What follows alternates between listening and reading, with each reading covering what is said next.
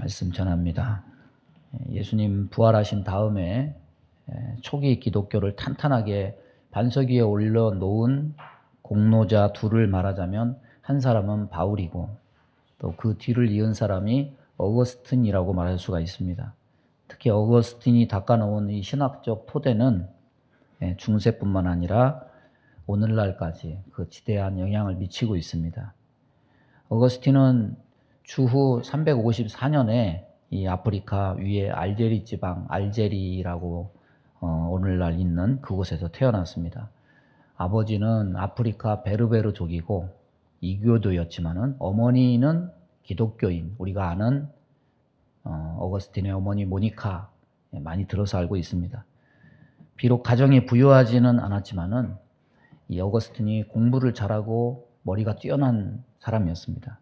그래서 큰 도시 카르타고라는 도시에 보내서 최고의 교육을 시키려고 애를 썼습니다. 어려서부터 신앙생활을 했는데 어머니로부터 신앙교육을 받았는데 10대가 되니까 사춘기가 돼서 흥미를 잃어버렸습니다. 그래서 어머니의 기대대로 학교에서 우수한 성적을 거두기는 했는데 나쁜 친구들과 어울려서 그 당시에 도시의 음란한 쾌락에 마음을 뺏겼습니다. 그래도 어렸을 때 신앙생활을 했으니까 마음이 한편으로 괴롭고 양심에 찔리기는 하는데 그걸 벗어나지 못합니다. 또 그런 가운데 이제는 카르타고가 아니라 로마로 갔는데 로마에 가서 그 당시 유명한 플라톤을 이은 철학자, 정치가, 문필가였던 키케로의 글에 빠져서 내가 평생 진리를 탐구해야 되겠다 이렇게 다짐을 했습니다. 그런데 또 성적인 유혹을 이기지 못해서 한 여성과 그렇게 나쁜 길로 빠져서 결국에는 아들을 얻게 됐습니다. 그 당시에 또 로마에서 핍박받던 종교가 마니교인데 이 마니교는 조로아스터교, 기독교, 불교의 짬뽕 이론을 가진 종교입니다. 또 마니교에 심취해서 20대의 거의 전부인 9년을 보냈지만은 마니교의 교리 안에도 뭐가 있냐면 성생활을 부정해야 된다. 이 가르침을 지키지 못하니까 올바른 마니교 신자로서도 제대로 인정을 받을 수가 없었습니다. 그래서 30세가 될 무렵에 마니교에도 회의를 느끼고 마니교에서 만난 친구들의 권유로 로마로 가게 됐는데 그가 밀라노 국립대학에 교수 자리를 얻어서 자리를 잡았고 그와 동시에 내가 문벌 좋고 훌륭한 가문의 부유한 여자와 결혼해야 되겠다. 그러기 위해서 그동안에 자기 정부였던 아들을 낳은 여인과도 헤어졌습니다. 한편으로는 계속 괴로운 거죠. 내가 이러면 안 되는데 하나님을 떠나서 내가 왜 이렇게 살까.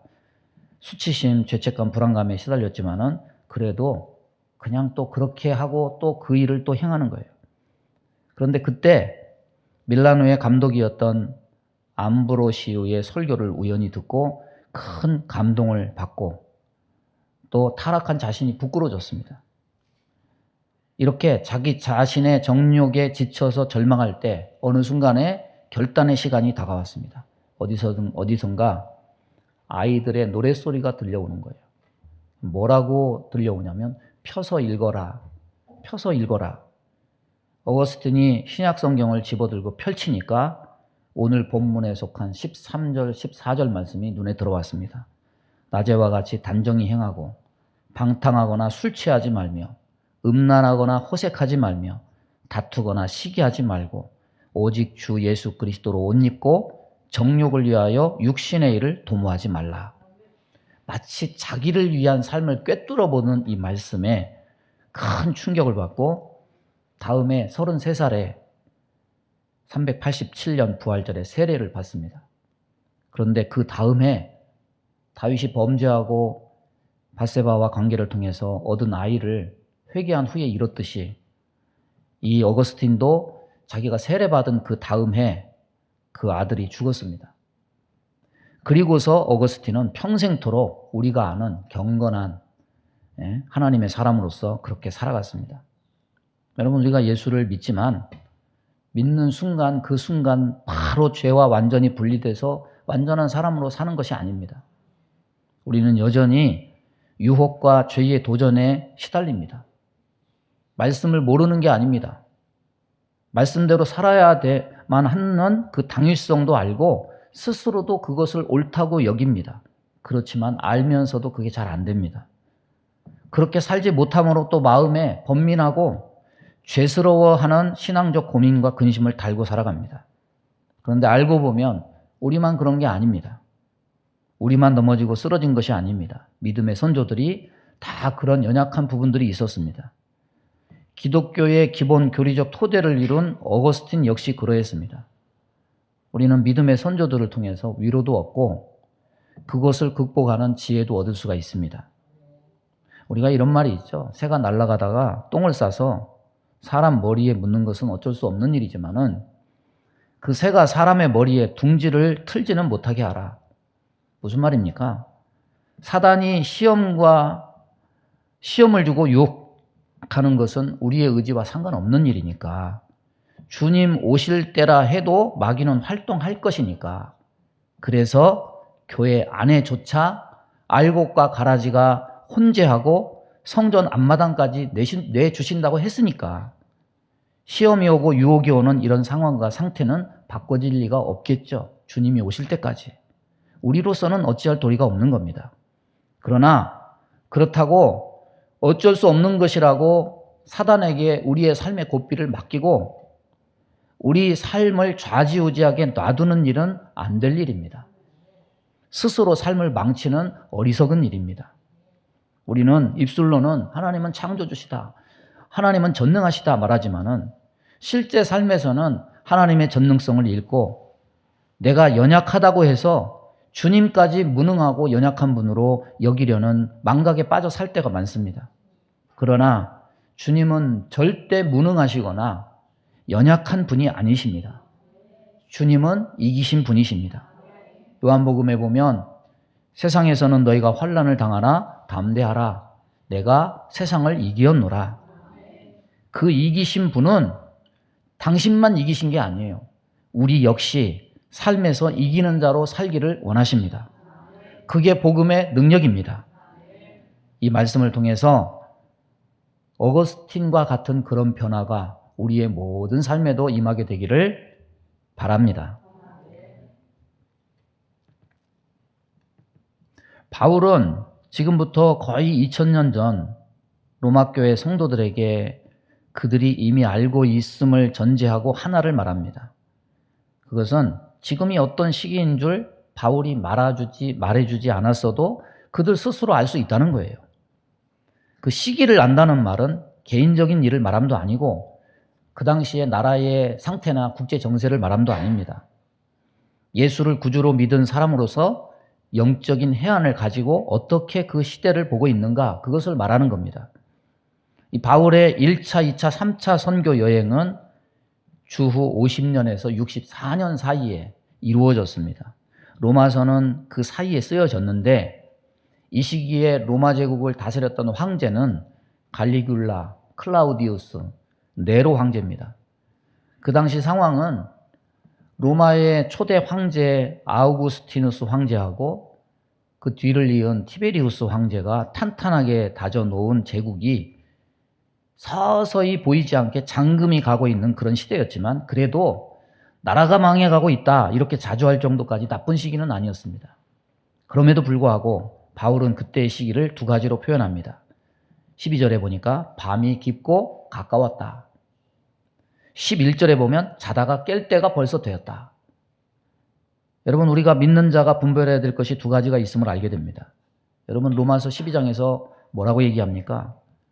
구원의 교리를 다 얘기한 다음에 너희는 이 세대를 본받지 말고 오직 마음을 새롭게 함으로 변화를 받아 하나님의 선하시고 기뻐하시고 온전하신 뜻이 무엇인지 분별하도록 하라.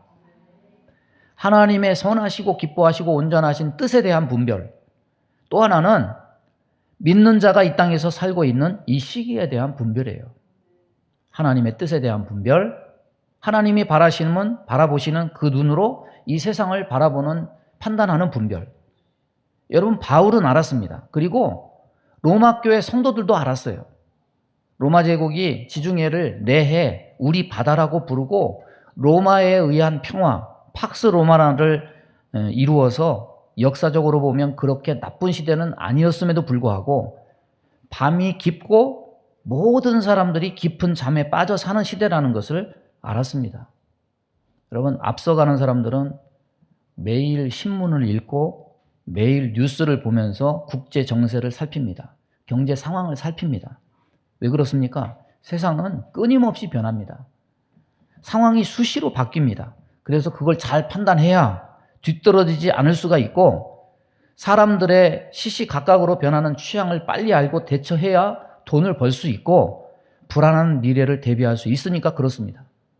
그러나 우리가 설령 그렇게 세상적 미래를 예측하고 대비하는 앞서가는 삶을 산다 치더라도 기본적인 두 가지 분별, 하나님의 선하시고 기뻐하시고 온전하신 뜻에 대한 분별과 우리가 살고 있는 이 시기가 영적으로 하나님이 보실 때 밤이 깊어서 모두가 잠들어 있는 시대라는 것을 분별치 못하고 있다면 우리 역시 그 밤에 아무것도 분별치 못하고 잠들어 있는 사람과 다름이 없습니다.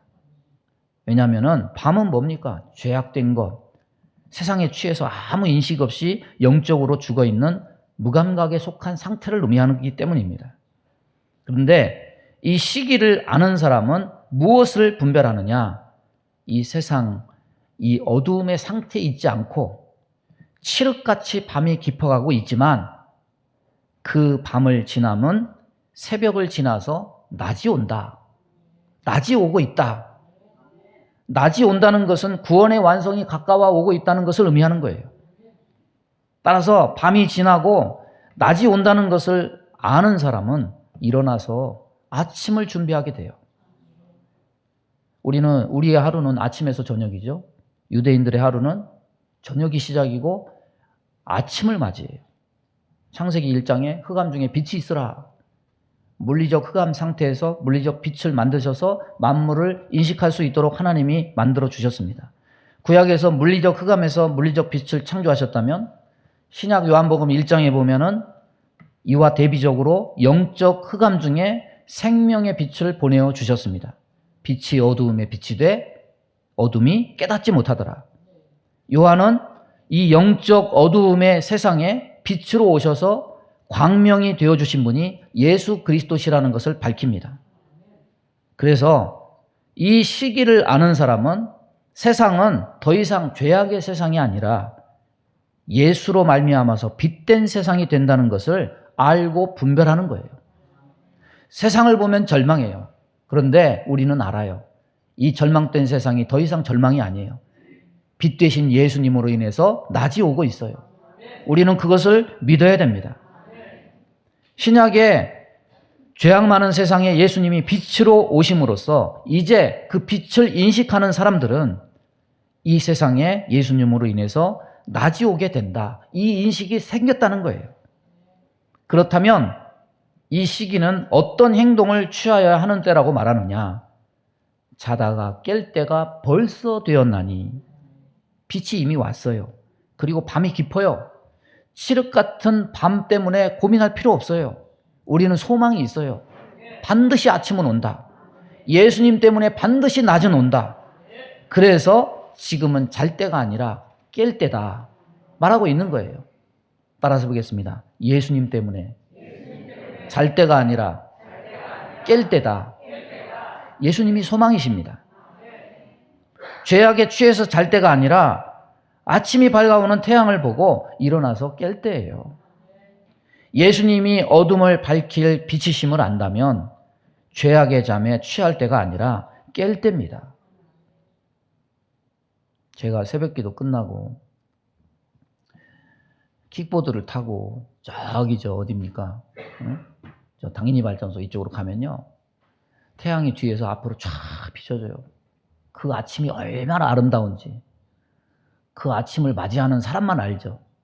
잠에 취해서 있는 사람은 그 아침이 얼마나 새로운지 몰라요. 그때 내가 그거 타고 가면서 감사해요. 하나님, 태양빛이 이렇게 좋습니까? 하나님이 이 태양을 주셔서 감사합니다. 맛본 사람만 알아요. 그러면 예수님도 마찬가지예요. 예수님이 빛이신 분이 빛이시라는 것을 아는 사람만 예수님을 통해서 소망을 얻어요. 그러니까 세상을 보고 낙심할 때가 아니에요. 빛으로 밝은 날을 가져오는 예수님을 보고 깨어있는 자가 되기를 바랍니다.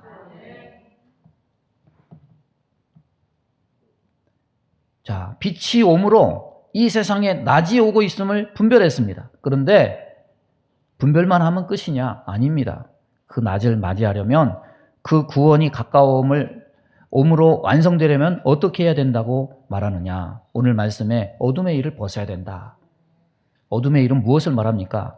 오늘 13절이 설명합니다. 낮에와 같이 단정히 행하고 방탕하거나 술 취하지 말며 음란하거나 호색하지 말며 다투거나 시기하지 말고. 여러분, 윤리적 측면에서 이런 행위들은 인간의 외부적 요소들입니다. 이런 어둠에 속한 행위를 하지 않으면 절제하고 금욕하면 되지 않겠느냐 사람들은 생각하지만 예수님은 이런 어두움의 일들이 과연 사람의 외부적인 것에 속한 것인지 내부적인 것에 속한 것인지를 알게 합니다. 예수님이 마가복음 7장 말씀에서 속에서 그 사람의 마음에서 나오는 것은 악한 생각, 곧 음란과 도둑질과 살인과 간음과 탐욕과 악독과 속임과 음탕과 질투와 비방과 교만과 우매함이니 이 모든 악한 것이 다 속에서 나와서 사람을 더럽게 하느니라. 나아만 장군이 외적으로는요, 세상적으로 전혀 부러울 것이 없는 사람입니다. 그런데 그는 나병 환자였다고 말씀합니다. 이건 뭘 보여줍니까? 인간은 단지 보여지는 것으로서는 아무 문제가 되거나 부족함이 없어 보입니다. 그런데 그의 치명적인 문제는 외부적으로 보여지는 것에 근거한 것이 아니라 이 속에서 곪고 있는 나병처럼 내부적인 문제라는 거죠. 이는 모든 사람을 불행하게 하는 것은 외부적인 것이 아니라 사람의 심령에서 솟아나는 죄라는 것을 말해주는 거예요. 어둠의 일을 벗고 싶죠. 그런데 문제는 뭐냐면 어둠의 일이 자기 몸에 씌워진 감옥 같아서 스스로 벗을 수 없는 옷과 같다는 거예요. 이 신자는 내부적인 자기 마음의 죄성을 바라볼 때 양심의 가책과 죄책감에 빠져서 스스로 몸부림치면서 괴로워합니다. 어거스틴도 그랬습니다. 한때 교회도 다니고 성경도 읽고 바르게 살려고 노력도 했지만 허사였어요. 수년 동안 과거의 잘못된 습관에 익숙해져 버린 정신 상태에서 헤어나오지 못했어요. 이 어둠의 일은 스스로 벗지 못하는 옷과 같아요. 그는 그때 이 내부적 마음의 갈등이 너무 커서 그가 고백록으로 고백을 남겼어요. 기록했습니다. 뭐라고 고백했느냐? 나는 내 속으로 지금 당장 끊어버려야지. 지금이야말로 이 줄을 벗어버릴 때입니다. 라고 외쳤습니다. 그러나 죄의 뿌리를 뽑지 못한 나는 아직까지도 굳게 옛자리를 숨가쁘게 지키려고 하고 있었습니다. 저는 다시 한번 옛사람을 벗어나기 위해서 발버둥 쳤습니다. 지금까지의 악을 포기하며 옛날에 내 자신을 포기하고 새로운 자신을 향하여 달려가려 하면 할수록 더 큰 불안과 공포가 엄습해서 나를 떨게 했습니다. 어리석고 어리석으며 헛되고 헛되며 아무런 가치도 없고 허무하기 짝이 없는 나의 옛 시절의 아가씨들이 나를 붙잡고 놓아주지 아니했습니다. 내게 달콤한 음성으로 속삭였습니다. 당신이 우리를 버리고 갈 수 있나요? 당신이 없다면 우리가 얼마나 외롭게 지낸다는 것을 모르세요. 이렇게 그들은 과거의 나의 모습을 하나 둘씩 들추어냈습니다. 여러분, 예수를 믿었는데 어둠의 일을 벗어버리지 못해서 몸부림치는 어거스틴을 보게 됩니다. 그의 갈등과 고민이 극에 달했습니다. 그래서 마음에서 통곡하면서 호소하는 거예요. 주님, 언제까지 내일 합니까? 왜 지금은 안 됩니까? 왜 나의 더러운 생활을 이 순간 깨끗이 끝내지 못합니까? 호소하는 거죠. 대부분 예수 믿는 사람들이 쉽게 빠지는 착각이 있습니다. 예수를 믿으면 어떤 죄를 극복하고 이기는 힘이 내 안에 생긴다고 생각을 해요. 그래서 자기도 모르게 의인이 되어보려고 애를 쓰는 거예요. 아니, 그렇지 않더라도 자기 힘으로 그것을 이겨보려고 가진 애를 다 씁니다. 여러분, 예수를 믿는다는 거는요, 예수를 믿는다고 해서 인간의 본성이나 죄성이 제거되거나 욕망이 당장 사라지는 일은 없습니다. 예수를 믿어도 여전히 우리는 죄성을 가지고 있고 죄를 짓고 욕망에 사로잡히는 위험한 줄타기의 삶을 삽니다. 아이러니하게도 우리는 여전히 내부적으로 부패한 영혼과 심령을 어찌할 수 없는 불리함을 가지고 있습니다. 그런데 이런 우리의 내부적 불리함은 단순히 우리의 수양과 노력이 부족해서 해결되지 않는 것이 아니에요. 우리 영혼이 부패했다는 이런 내부적 불리함은 또 다른 외부적 요인에 의해서 조정을 당하고 있다는 사실을 우리는 주목해야 돼요. 에베소서 6장 12절은 이렇게 말합니다. 우리의 씨름은 혈과 육을 상대하는 것이 아니요 통치자들과 권세자들과 이 어둠의 세상 주관자들과 하늘에 있는 악의 영들을 상대함이라. 우리의 고치지 못하는 내부적 악습, 우리 자신의 문제이기도 하지만 단순히 도덕 윤리적 문제만이 아니에요. 영적 문제에서 와요. 예수님이 치료하는 귀신 들린 사람, 그 귀신을 말할 때 항상 앞에 붙는 수식어가 있어요. 어떤 수식어냐? 더러운이라는 거예요. 여러분, 예수 믿는 사람에게는, 하나님의 성도에게는 뭐가 붙습니까? 더러움이 붙지 않아요. 거룩한이라는 것이 붙어요. 그런데 귀신이 하는 일은 항상 그 앞에 더러운이라는 수식어가 붙어요. 이건 뭘 의미하는 겁니까?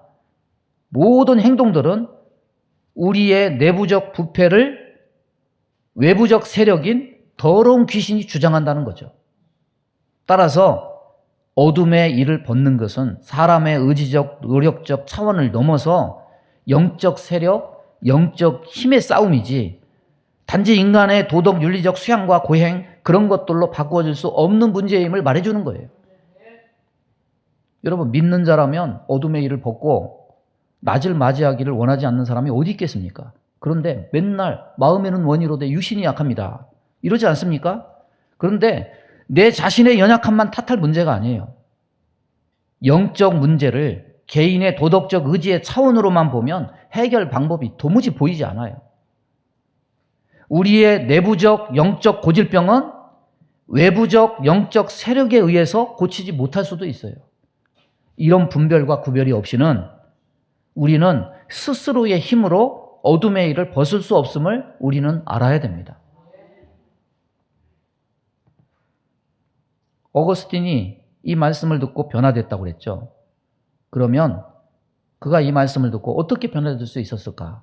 오늘 13절, 14절 말씀, 낮에와 같이 단정히 행하고 방탕하거나 술 취하지 말며 음란하거나 호색하지 말며 다투거나 시기하지 말고 오직 주 예수 그리스도로 옷 입고 정욕을 위하여 육신의 일을 도모하지 말라. 이런 도덕적, 윤리적 의식은 이미 전에 자책감 속에 가지고 있었는데 이 말씀에 무슨 특별한 능력이 있었다고 그가 변화될 수 있었을까요? 여러분, 말며 부정적인 교훈으로 자신을 컨트롤할 수 있어서가 아니었습니다. 이 말씀의 핵심은 어디에 있느냐? 오직 주 예수 그리스도로 옷 입고, 이 말씀에 있어요. 자기 안에 있는 내부적 자신의 부패한 본성의 약점을 계속해서 공격하는 외부적인 영적인 세력, 이 힘의 사탄의 세력을 빛의 갑옷인 주 예수 그리스도로 옷 입고 의지함으로 방어하고 이길 수 있었다는 말이에요. 20세기의 유명한 강해설교 설교자가 마틴 로이드 존스 목사님인데 이분이 나이가 들어서 이제 휠체어를 타고 마지막 설교를 했어요. 그 마지막 설교의 메시지가 뭐였냐면 기독교는 그리스도를 본받는 종교가 아니다. 따라서 보겠습니다. 기독교는 그리스도를 본받는 종교가 아니다. 우리는 기독교를 무슨 개인의 도덕심과 윤리심 함양을 통해서 선을 추구하는 종교로 오해하는 경향이 많습니다. 기독교를 의인이 되려고 애쓰는 세상 종교 중 하나라고 생각하는 거죠. 왜냐하면 예수님이 말씀하신 것들 중에 그런 것들이 눈에 띄기 때문이죠. 나의 멍에를 보고 내게 배우라. 그리하면 너희 마음에 쉼을 얻을 것이다. 마태복음 28장에도 보면 너희는 가서 모든 민족을 제자로 삼아 아버지와 아들과 성령의 이름으로 세례를 베풀고 내가 너희에게 분부한 모든 것을 가르쳐 지키게 하라. 가르쳐서 지키게 하면 선하게 되고 착하게 되고 이런 식으로 생각하는 거예요. 토마스 아켄피스가 쓴 그리스도를 본받아라는 유명한 책이 있습니다. 물론 그리스도인의 의무는 마땅히 그리스도를 본받는 것이 포함이 돼 있죠. 특히 윤리적인 삶과 가르침을 무시할 수는 없죠. 윤리 부재의 기독교는 상상할 수도 없죠. 성경 가르침의 많은 부분이 도덕적 삶, 윤리적 실천과 관련이 되어 있죠. 그러나 기독교의 핵심은 그럼에도 불구하고 그리스도를 본받음이 아니에요. 스스로 예수님과 같은 의인으로 만들어져 가는 과정이 아니에요. 만약에 그것이 전부라면 그것은 본질적 기독교의 모습이 아닙니다. 여러분, 하나님이 언제 인간이 내부적으로 가진 그 치명적인 수치를 스스로 가릴 수 있는 능력을 주신 일이 언제 있습니까? 하나님은 아담과 하와가 스스로 지은 무화과 나무 잎으로 수치를 가릴 수 없어서 가죽옷과 의의 옷을 지어 입혀 주심으로 하나님에 의해서 수치를 가린 거예요. 자기들이 지은 옷으로는 수치를 절대로 가릴 수가 없었어요. 여러분 또한 하나님이 언제 인간에게 외부적으로 가해오는 여러 가지 시험과 유혹들에 대해서 스스로 죄를 이길 힘을 주신 일이 언제 있습니까? 죄를 이긴 자는요, 예수님밖에 없습니다. 인간에게 죄를 이길 힘과 능력을 주신 일이 없습니다. 다만 인간에게 허락하신 것은 예수 그리스도의 이름을 힘입고 의지할 수 있는 은혜만 주셨을 뿐입니다. 그를 의지하는 자에게 그 힘의 능력을 입어서 죄를 이길 수 있는 은혜를 입게 하셨을 뿐이에요. 이미 구원자 예수가 왔음에도 불구하고 우리는 여전히 부패한 본성을 그대로 가지고 있고 우리 안에 선을 행할 능력을 여전히 회복하지 못했어요. 우리는 여전히 의인이 아니고 죄인입니다. 우리는 여전히 유혹에 약해서 넘어지고 쓰러지는 본성을 가지고 있습니다.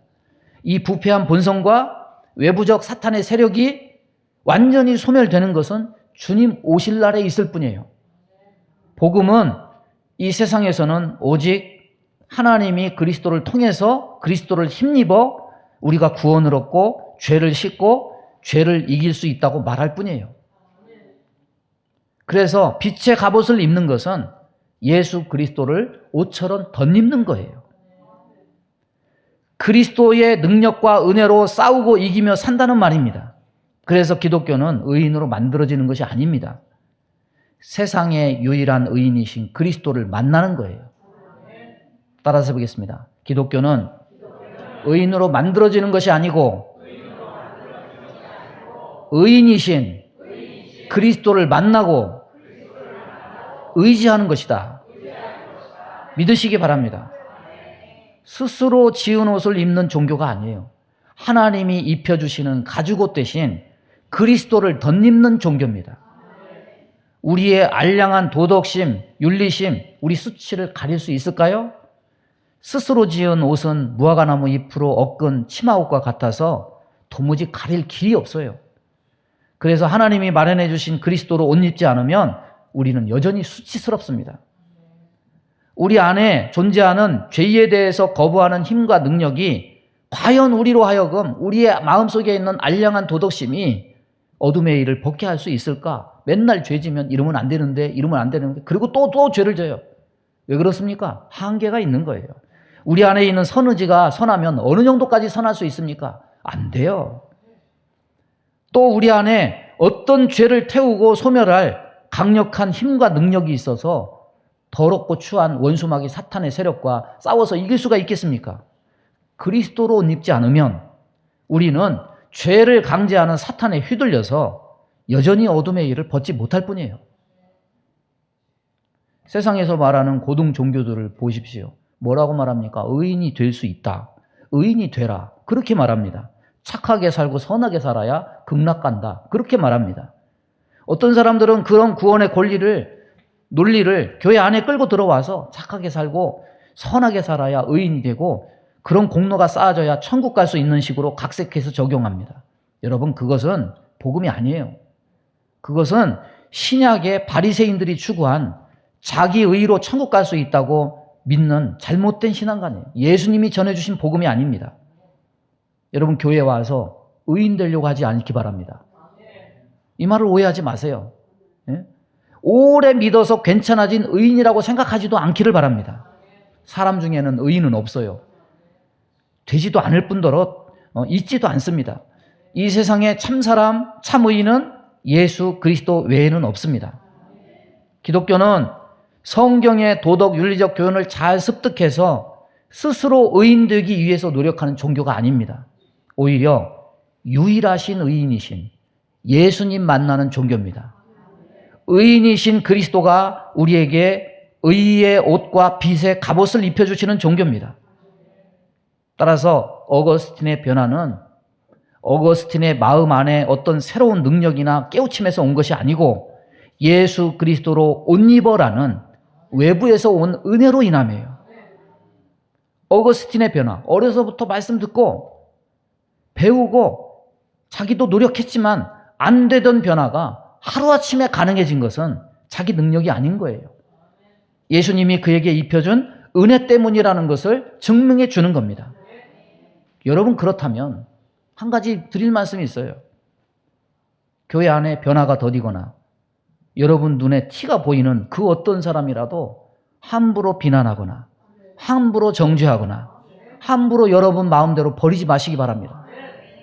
교회 안에 있다면 누구나 과정을 거치고 있는 거예요. 그의 인생에 주님이 덧입혀지는 그때가 임하면 변화되지 말라고 해도 그 변화는 그 사람 심령에서부터 일어나게 되어 있습니다.